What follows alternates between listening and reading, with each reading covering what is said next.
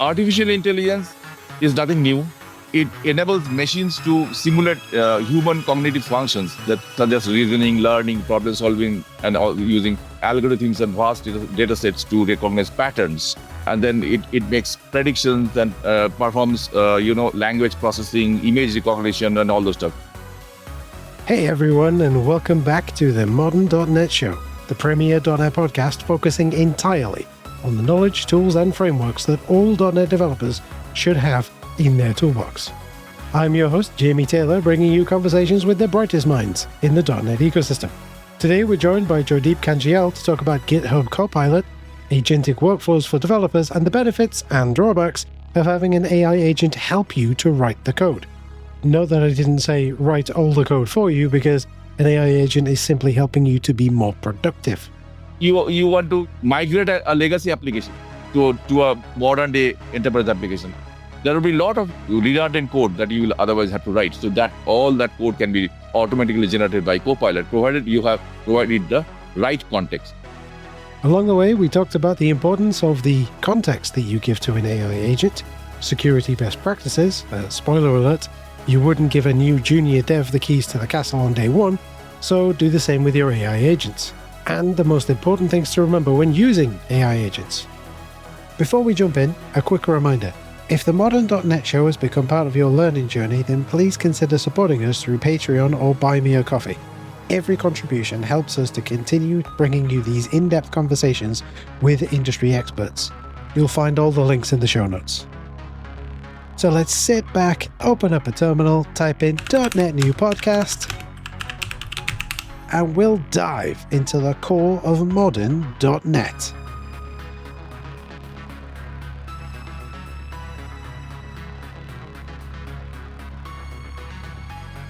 So, welcome to the show, Joydip. Thank you. We're going to talk about the crazy AI stuff in a moment, but I was just wondering, before we get around to that, would you mind introducing yourself to the listeners, let the listeners know a little bit about you, like kind of work that you do, that kind of thing? Sure. This is Joydip. I am from India. I'm a software architect, a Microsoft MVP software architect, and also an author.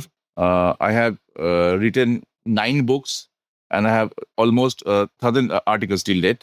I have joined webinars frequently these days for the last few years. I've been a speaker. I provide technical guidance and mentoring to various teams across the globe.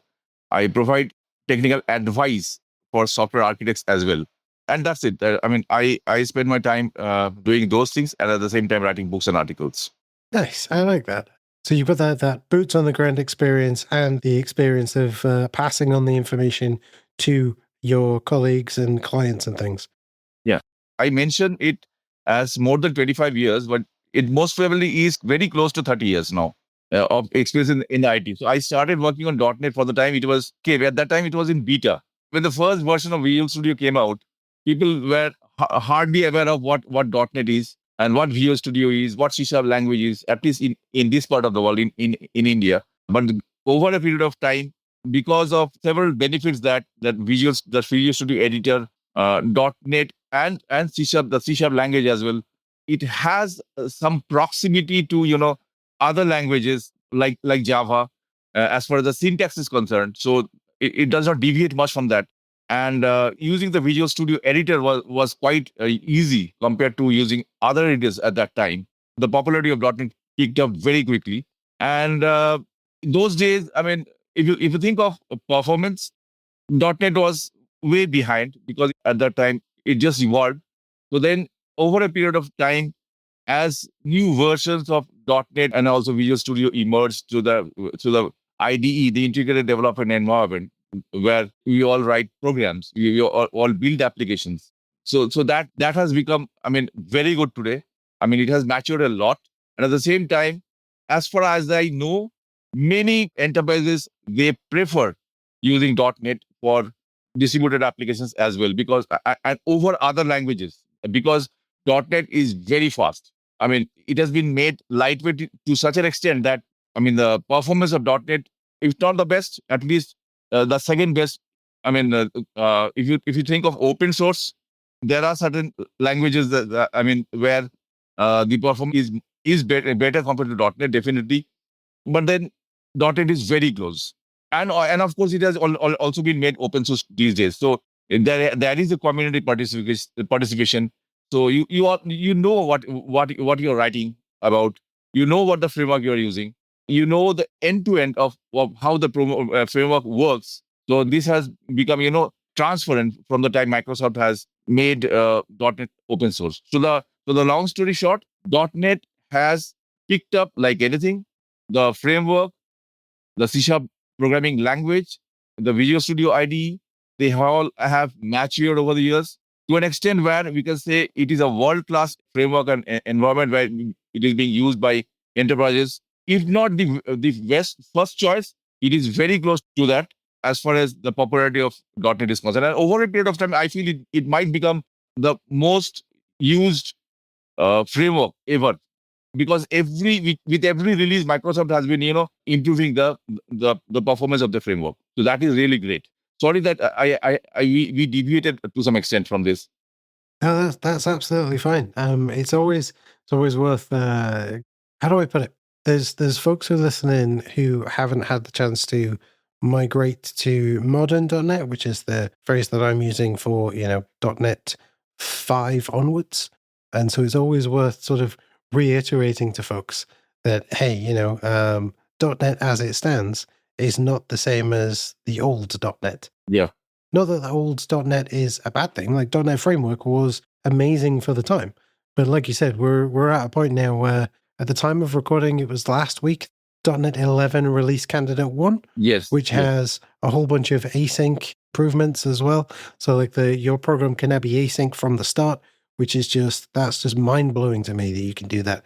So there is near constant evolution of .NET these days, and I think it's always worth reiterating because, like I said, there's folks who listen to this, their career runs parallel to .NET. They don't actually do .NET. They're just interested in what's going on.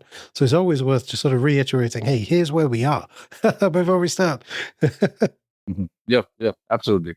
So we're going to be talking a little bit about one of the many AI assistant tools, agent tools. I'm not sure. I think agent, but we'll work it out in a minute. We're going to be talking a little bit about GitHub Copilot today, because I think it's worth reiterating to folks that there are tools out there to make your life a little easier, right? Yep. In the same way that the IDE, Visual Studio Code, Rider, whatever you want to use, if you're writing C# or F#, that's helping you to not have to write the intermediary language, right? Because you could just as easily just write the intermediary language and throw that, the IL, I suppose, throw that at the JIT compiler and have it run. But your life is made easier by using C# or F#, or if you're on a supported platform, VB.NET.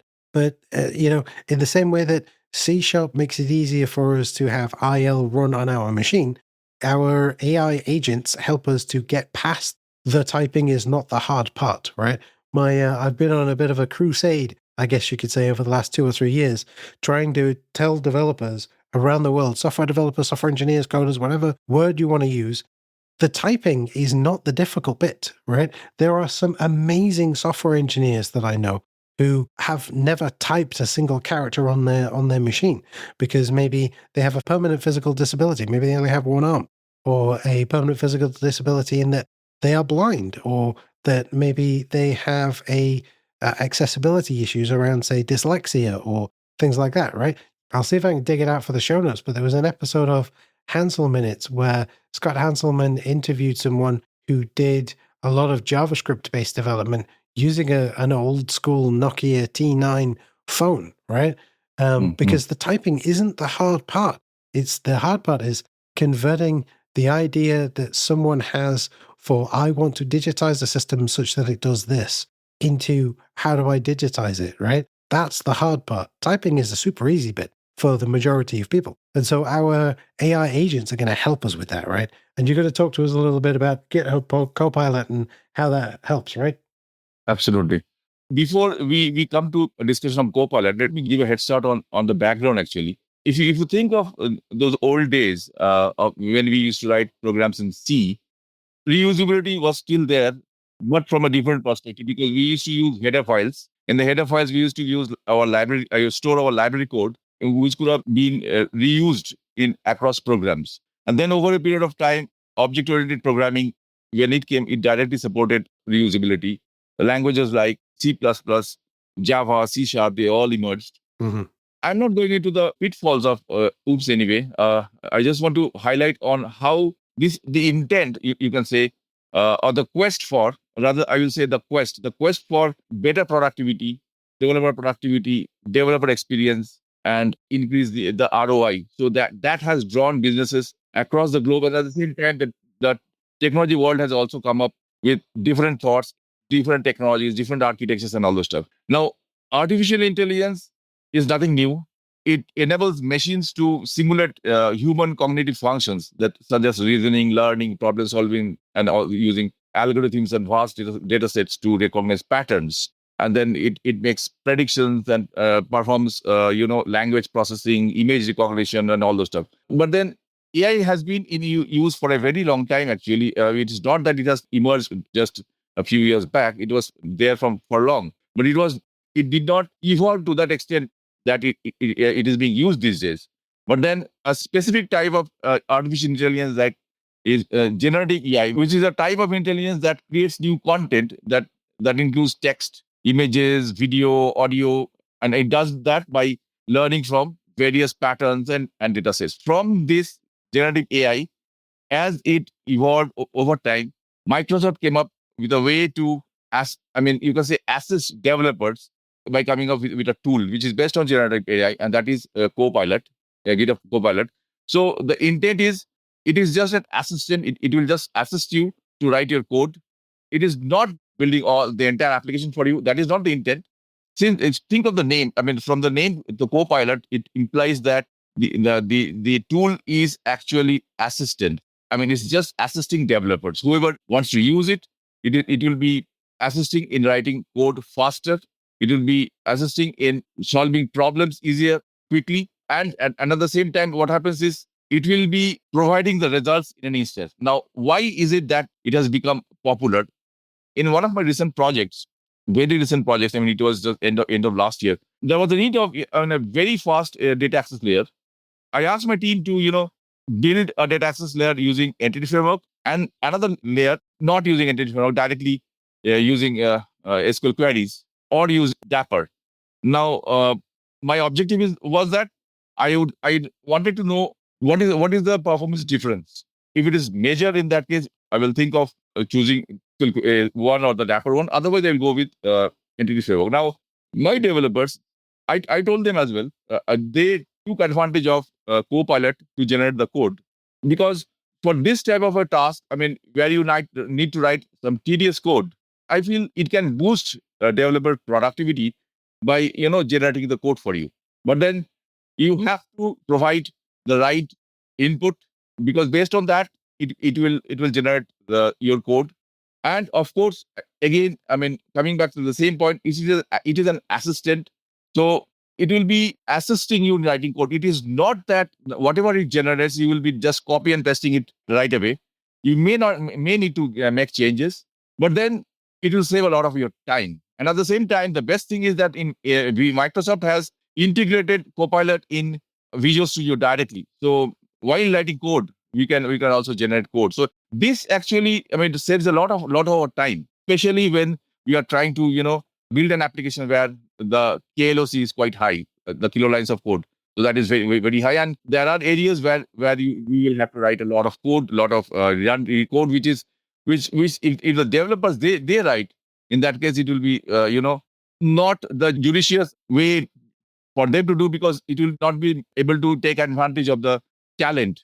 Because developers, they should be given an opportunity, to innovate, to come up with some solutions where you need thinking. But when it comes to writing code, which can be generated by a tool like this, there's no point in asking them to write the code, because that way the productivity will not be to that extent. And the problem is that the projects will get slow to be delivered. The releases will be slow. So eventually the ROI gets affected. So businesses know this. There are many businesses who are taking advantage of .NET and .NET related tools and technologies. They have welcomed Copilot, and it is being used massively these days.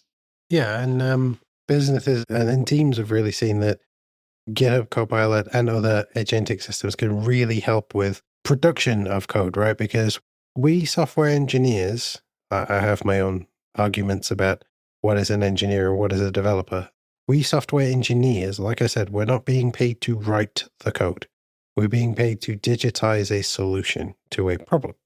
Sometimes that solution can be an Excel spreadsheet. Sometimes that solution can be distributed microservices with, failovers and a million layers of redundancy and things like that. Mm. But the actual typing is not the difficult bit. And I think that a lot of businesses have seen that and they've said, well, if we invest in some agentic system like a GitHub Copilot and slowly integrate that into our development teams, then if the production of lines of code is the goal, then we can hit that goal. If the creation of the solution is the goal, then agentic systems can still help us because that takes away the difficulty of the production of the lines of code, right? Is that where you're going? Absolutely. Right, okay. So in that case, what is GitHub Copilot, right? I know you've talked a lot about a whole bunch of stuff there, sort of introducing the idea, but where do we go in our conversation from here, right? Because I know that if I take a step back and I say to the listeners, hey, I know for a fact GitHub Copilot itself isn't an AI. Yeah. But what is the AI, right? Where does the line get drawn? Is there a line that is drawn there? Is there like, what is the AI and what is not, right? Yeah, that's a very good question. Copilot is a conversational AI powered assistant. Mhm. It is not directly an AI tool. It is AI powered. It helps boost productivity and streamline the workflows by providing you contextual assistance or guidance, you may say, automating the routine tasks, analyzing your data, generating your code. So it is a AI powered assistant. It's an AI powered tool. Now, it has a wide range of capabilities to optimize the workflows, enhance productivity. But the major, intent of using Copilot in an organization is boosting productivity, simplifying automation, and providing contextual intelligence. I will say that the third point is what helps a lot because it has helped me take a lot of decisions because when it says it is able to provide contextual intelligence in the sense like it can say that okay, this is not the way that will provide you the best performance. You can go with this way. Let me give an example. Say in a project I am in a dilemma like whether I should use a particular framework. So now suppose there are two frameworks, A and B, and I ask Copilot that, hey, this is what the context is, because the context is very, very important. I have to provide the right context and then ask it the question like, what is the best solution, A or B? This sort of contextual guidance it can provide. So it will definitely help for making decisions quickly. I'm coming to this point yet again. Apart from that, it helps boost productivity by creating content. Like we are discussing about Copilot in Visual Studio, but Copilot actually can be used across the entire Microsoft ecosystem. Like in Microsoft 365, you can use it in Word, you can use it in Excel. So you can use it everywhere. In Excel, it will help you to analyze data trends, generate formulas, create some visualizations, etc. It can help you draft reports. It can help you in Microsoft Teams as well to track tasks and schedules to keep projects on track and everything. It can help you in Outlook as well.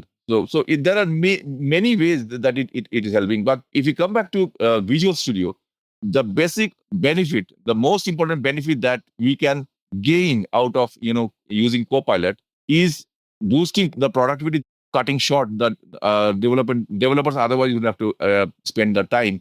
It will be cutting the development time short. So that means I, as a developer, if I am supposed to deliver a project within 100 hours, in that case, I can do an analysis and say, okay, if I'm using Copilot, or if I'm rather able to use Copilot, in that case, I can deliver it in maybe 60 hours. So that is what it is, boosting productivity. I mean, I'm never saying that whatever code it will generate, we will just be copying and pasting. That is not what the objective is. But the thing is, it is just an assistant. So it is generating the code. And then if you are not happy with what it has generated, you can make certain changes. You can provide it another context and say, okay, here, this is what needs to be changed. I mean, your productivity gets boosted because you have to spend very less time in mundane tasks. Like suppose you're having to build a framework to a modern day enterprise application. There will be a lot of redundant code that you will otherwise have to write. So that all that code can be automatically generated by Copilot, provided you have provided the right context. I mean, as far as decision making is concerned, within Visual Studio, it can definitely provide you insights on which path you should follow, as far as be it a framework or be it a specific algorithm, whatever. So this is an area where Microsoft is just upgrading this part. That is why we say that it is an AI powered tool and not itself an AI. It will be, in the very next release of Visual Studio and .NET Framework, we will see that Copilot has matured more than it is today. The speeding up the time to market and the efficiency, because it can automate the manual task. It can generate code for you. If you provide the right context, it can provide you insights on a particular problem, a technical problem that you have asked it to provide guidance on. That is where Copilot in Visual Studio has been used, and that is what the intent actually is. Yeah, and just to sort of underline that point about taking away the sort of toil aspect, I don't think you called it that, but like the automating easy tasks. So when it comes to things like tests, right, there's two schools of thought. There's test-driven development and there's development-driven testing. Totally, both are absolutely valid, depends on what your team is doing. But if you're writing tests for code that already exists, well, guess what you could do? You could say, hey, GitHub Copilot or your agent of choice, here is the method, here's some valid input data, go write me some tests that validate that this code does what it says it does, right? And if it doesn't do that, give me a little report that says why it doesn't do that, and then I can find the bugs that fix that piece of code, right? Absolutely. But again, it can definitely, given a piece of code, it can definitely generate the test for you.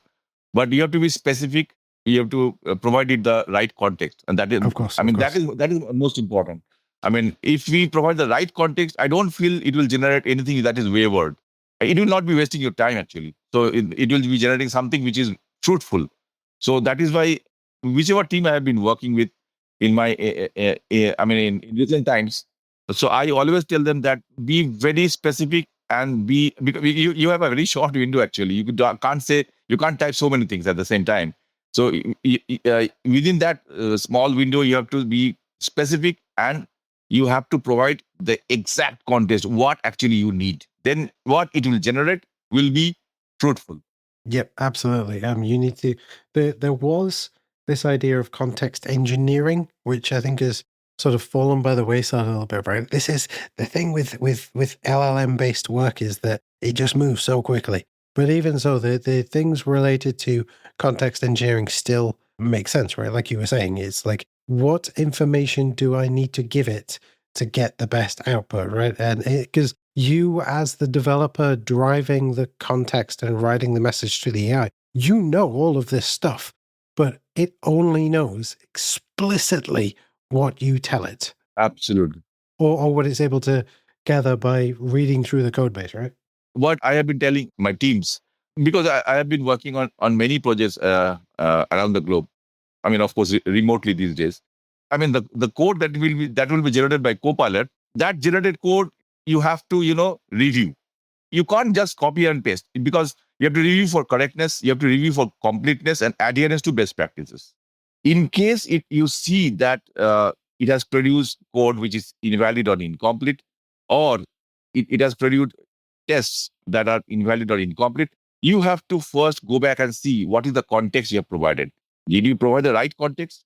Because based on that, it will generate. But even if you provide the right context, still it may generate code which may be not adhering to the best practices that you want to follow.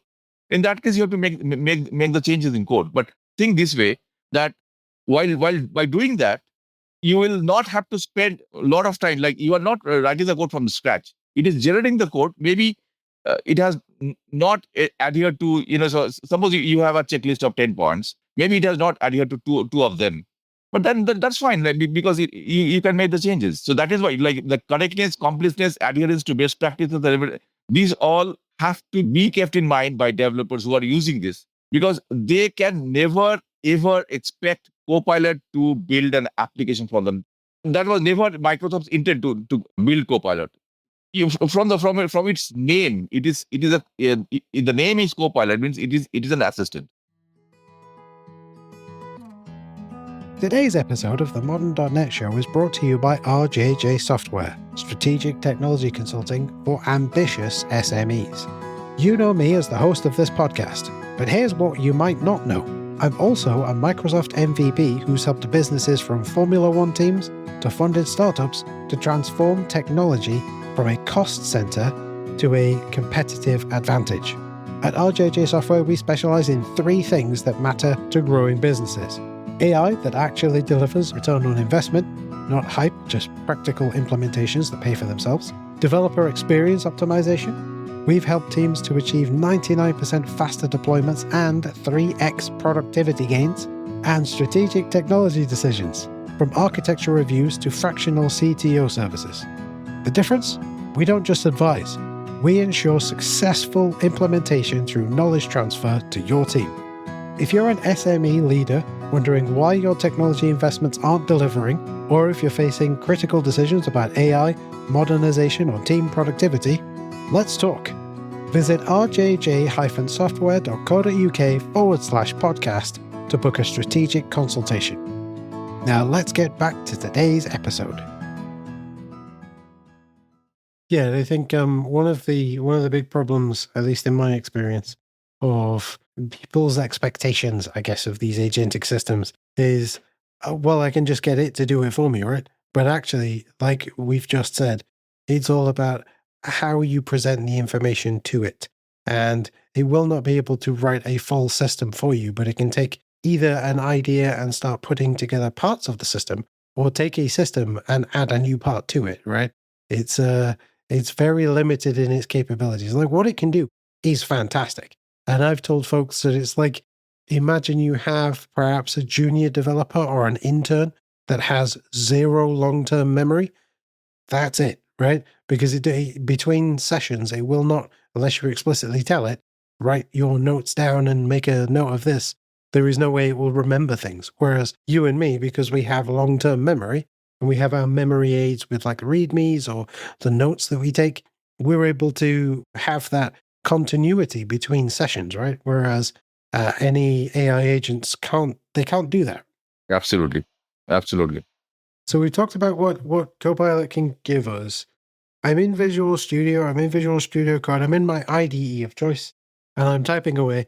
And GitHub Copilot can help me in multiple different ways, right? I know that there is a thing called ghost text, which is the phrase that I believe people are still using, where you're typing away and then it's like sort of grayed out after where you're typing. It starts suggesting things. Yep. And then there's the other one, which is like a chat interface. Am I remembering correctly? It's been a while.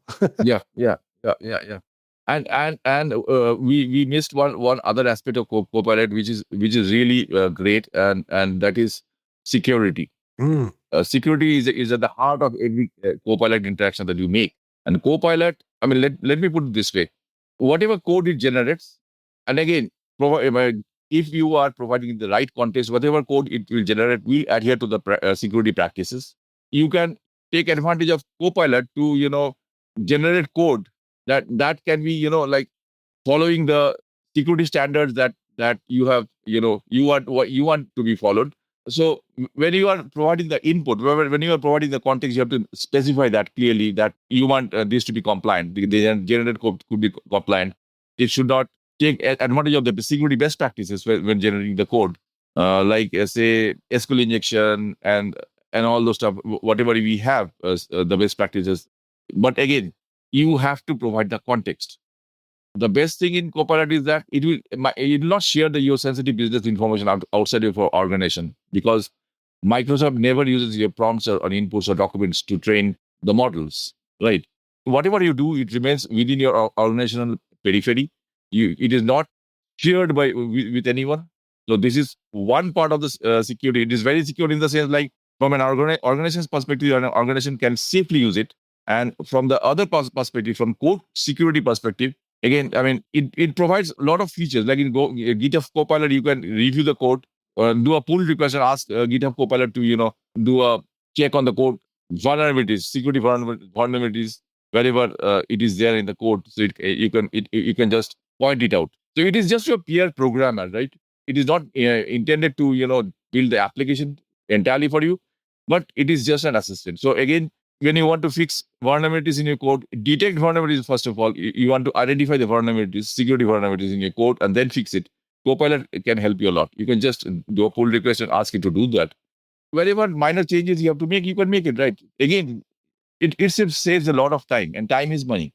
That is the biggest objective of Copilot is. I mean, when it is assisting you, it is assisting for what? It is assisting you to save your time. Yeah, and it's exactly like I keep saying it, but it's like an intern, right? The idea is that, hey, I could write this bit of the code. If I have a big task to complete, I can say to an AI agent, I'm going to do this part of the task, and I want you to do this part of the task. Or, like you said there, I've done the task. How about you give me a code review? Because I've had, I'm really glad you brought that up actually, because I've had great success with GitHub Copilot specifically for code reviews for my open source projects. Right, I'll raise a PR, and all I've got to do is just at Copilot into a comment in the PR, and then suddenly Copilot jumps in and performs a full review. It reads through the entire code base, then reads through my PR, and then gives me information about, you've said this is a GUID, but actually it's a string, or you've mixed this up, or you've said in the PR description you've changed this, but you didn't actually follow through all the way through. There's a bit that you missed, which is fantastic, which is exactly what you would expect from a human who's reviewing your code. But they can do it at the same time as GitHub Copilot. Yeah, absolutely. Absolutely. Cool. So how do I get started then? I guess there will be pricing details. We're not going to talk about those because those can age very quickly. And I suppose there is maybe some free level of access, but like getting started requires me to just have a GitHub account, right? Yes. Okay. So I have a GitHub account, and then I do some work on some code, and then I can say to GitHub Copilot, hey, just check this for me, or hey, GitHub Copilot, go do this task, right? Absolutely. There are several plans actually for Copilot. One is free. Mm-hmm. That is, we say it's just simply Copilot. It's free, or provided you are having a GitHub account. Then you have Copilot Pro, Copilot for Microsoft 365, Copilot for your business, Copilot Studio, and everything. So, like with any other software tool, you have several plans to choose from, and of course, there is also a free plan. You can use it, but it will not be providing you much features. It will be providing you some of them. So, but still, you can use it. It's not that you have to pay for everything that you want to do with Copilot. You don't have to pay. You can get started for free. But then you can choose which plan suits your business, or if you are an individual developer, you can choose your plan and then leverage more features that Copilot Pro or Copilot Pro Plus provides you. Right. Okay. So there's a couple of extra levels after the free version. We talked a little earlier about how GitHub Copilot is like an agent, and that's different to the models. So does that get me access to all the models? So before you answer that, just real quick, for the folks who are listening who don't know, you have an LLM, a large language model, which is the thing that does the actual thinking is the wrong word because it's not really thinking, but you can think of it as thinking. And then there's the blurred lines come in with GitHub Copilot, which is like doing all of the spelunking into the code and performing actions on the code for you from the LLM's instructions. So like if I have a GitHub Copilot account, does that mean that I get access to say Claude or the ChatGPT models? And like, what do I get access to? So Copilot actually works using LLMs, large language models, and then it provides you context-aware responses. So it does not just use an AI model; it connects to your organization's data. You as a user, you can just enter a query, and Copilot's orchestrator will then access the Microsoft Graph to provide you relevant contextual information. It can generate response tailored to your specific requirements, and it can also, given a context, it can also generate, summarize, or analyze content as well. So to come back to your point, it works by combining LLMs. Yeah, so I know that there are lots and lots of different paid models out there that I can use. I can use a version of a Claude model. I know that there are OpenAI models uploaded to Microsoft servers. So, if I'm paying for or if I'm using Claude for free, do I get to choose between the models that I can use from a subset? Oh, yeah. Yeah. Microsoft Copilot can integrate with ChatGPT by taking advantage of OpenAI's GPT-4 or GPT-4o models. Definitely there are several integration mechanisms. Like using OpenAI, you can directly use it with any other tool, like say ChatGPT. You can use a Power Automate to connect with ChatGPT directly into Copilot. So that way it can generate workflows for you. ChatGPT definitely can be used. We can always use open AI models. That's not a problem because it is already that integration capabilities are already inbuilt. Right. Okay. So I can use any of the integrations that they provide. That's cool. So then I can maybe experiment with the different models to see maybe I'm doing .NET things and maybe this particular model is better at this particular problem, so I can focus on that, right? Rather than having to just go with the defaults. Let's say I'm using some AI agent by company A, and I'm using models from that company, and it turns out that what I want to do doesn't fly well with their training. I can switch over to GitHub Copilot and switch to a completely different model, one that's trained on the language, the framework, the system that I'm using, and then have great success, right? Yeah. Absolutely. Excellent support for integration. You know that moment when a technical concept finally clicks?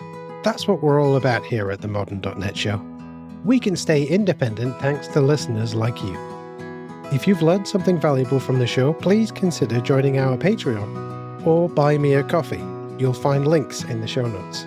We're a listener-supported and, at times, ad-supported production, so every bit of support that you can give makes a difference.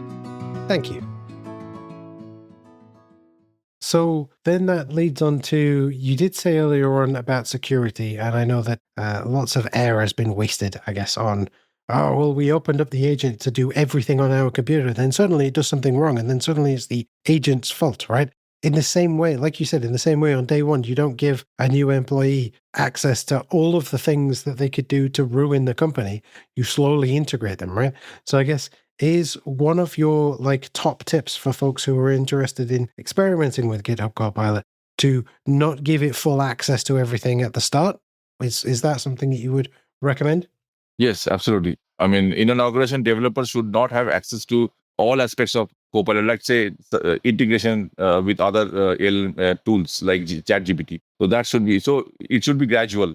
There has to be restricted access to Copilot. That should be there. Yep. Okay, cool. So I've opened some code. I've got GitHub Copilot assisting me.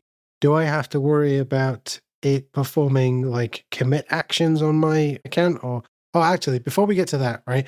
I've just remembered you raised a really, really important point, and I just want to double down on that point, and that is that you need to double check the code that it produces to make sure that it fits with whatever security or coding formats or whatever you coding standards, whatever you were using within your team, your project, because it is exactly the same. Well, not exactly the same, but it's the same sort of idea as, 10 years ago, we'd go to Stack Overflow and ask a question. Yes.